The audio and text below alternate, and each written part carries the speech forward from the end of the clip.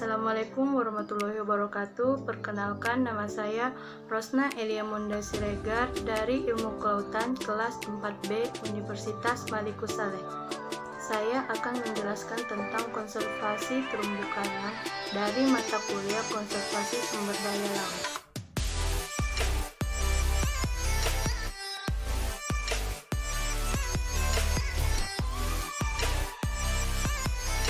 Sebelum membahas lebih lanjut, kita terlebih dahulu harus mengetahui apa itu pengertian konservasi.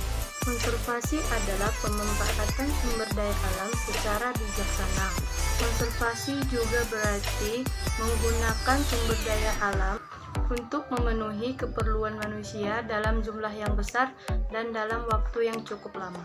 Jadi, pengertian konservasi sumber daya laut adalah upaya untuk perlindungan, pelestarian, pemanfaatan, sediaan kualitas nilai, dan keanekaragaman sumber daya. Untuk bentuk-bentuk konservasi sumber daya laut diantaranya konservasi sumber daya laut pesisir, konservasi mangrove, konservasi terumbu karang, dan konservasi penyu.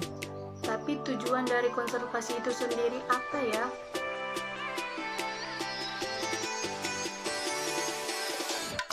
Yaitu untuk melindungi.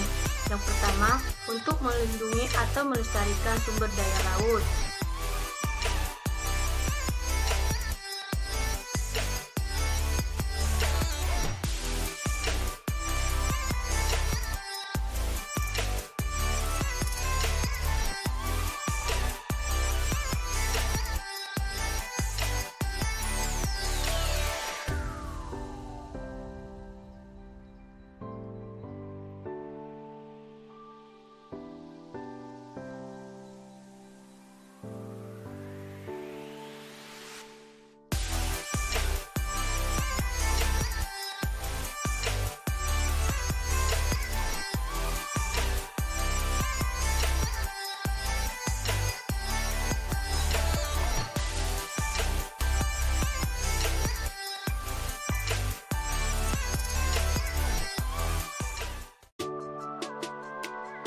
Kedua, melindungi habitat biota laut yang hidup di perairan terumbu karang. Ketiga, melindungi alur migrasi ikan dan biota lainnya.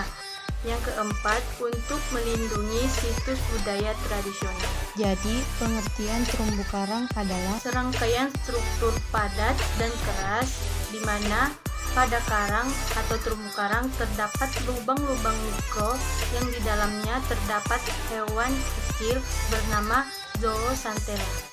Jadi, terumbu karang adalah sekumpulan hewan karang yang bersimbiosis dengan tumbuhan alga yang dinamakan zooxanthellae. Jadi, di manakah terdapat zooxanthellae tersebut?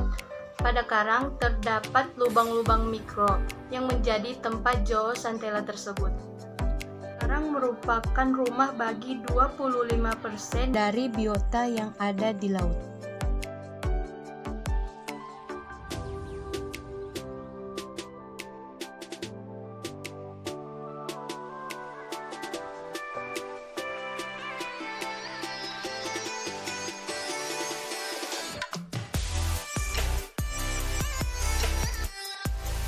Juga merupakan ekosistem tertua, rapuh, dan mudah punah.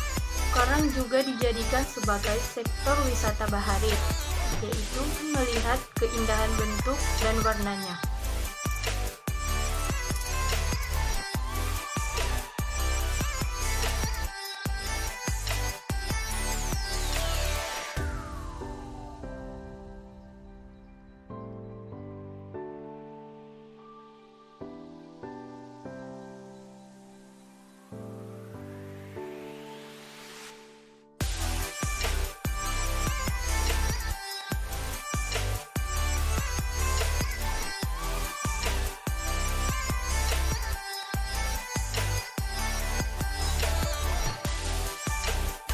Dijadikan sebagai bahan penelitian dan pemanfaatan biota perairan. Perlu kita ketahui, waktu tumbuh terumbu karang sangatlah lama. 1 cm saja membutuhkan waktu 1 tahun untuk tumbuh. Itu upaya konservasi terumbu karang sangat perlu kita lakukan. Salah satu biota yang hidup di terumbu karang yaitu lobster karang.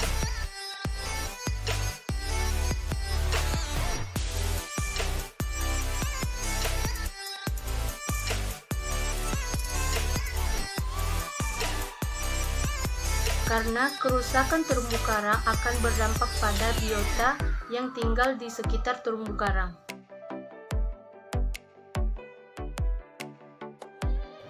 Seperti yang kita ketahui, lobster adalah biota laut yang mempunyai harga jual tinggi dan termasuk biota laut yang terancam punah. Jika tempat tinggal lobster tersebut kita rusak, maka akan mempercepat proses dari punahnya lobster tersebut.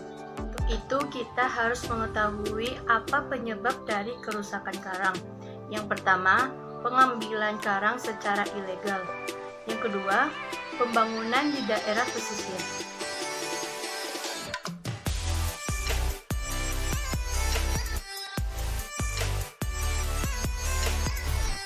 Yang ketiga, pencemaran limbah, baik itu limbah rumah tangga dan limbah industri.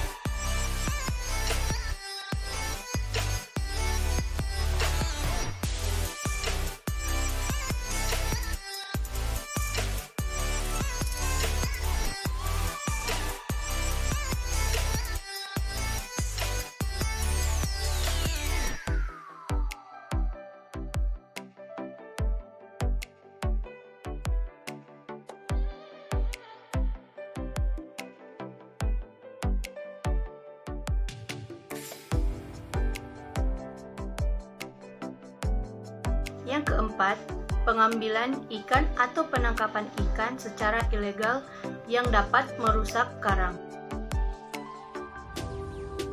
Yang kelima, penggunaan pestisida yang berlebihan.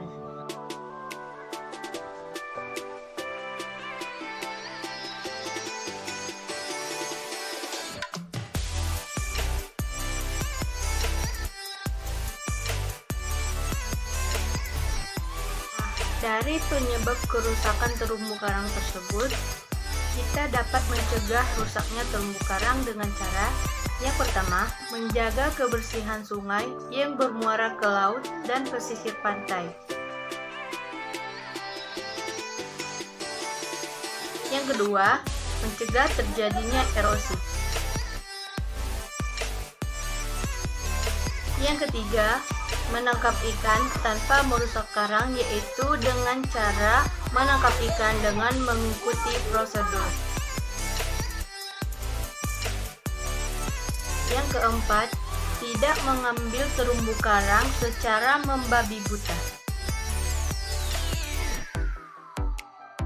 Yang kelima, pengenalan terumbu karang sejak dini. Dan yang terakhir yaitu sosialisasi betapa pentingnya terumbu karang bagi biota laut di perairan Indonesia. Itu dia cara melestarikan terumbu karang. Dengan tidak melakukan hal yang dapat merusak terumbu karang, kita secara tidak langsung sudah ikut berpartisipasi dalam konservasi terumbu karang. Itulah sedikit penjelasan dari konservasi terumbu karang. Sekian dan terima kasih untuk teman-teman yang sudah menonton video ini. Semoga video ini bermanfaat untuk kita semua. Assalamualaikum warahmatullahi wabarakatuh.